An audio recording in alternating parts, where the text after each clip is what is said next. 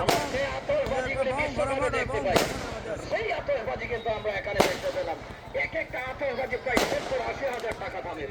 ওই সব বলা 70-80 হাজার। আমরা দেখতে পেলাম আমরা বাসায় একটু আতিম আহমেদ, আমাদের খোলা ধরা হচ্ছে অনেক সুন্দর খেলছেন।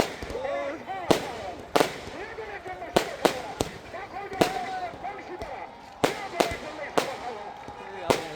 এই যে খেলাটি দেখতে পেলাম, অনেক আনন্দের অনুষ্ঠানে উপভোগ করছেন।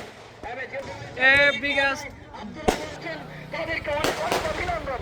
We're happy, very happy. আমরা দেখতে পাচ্ছি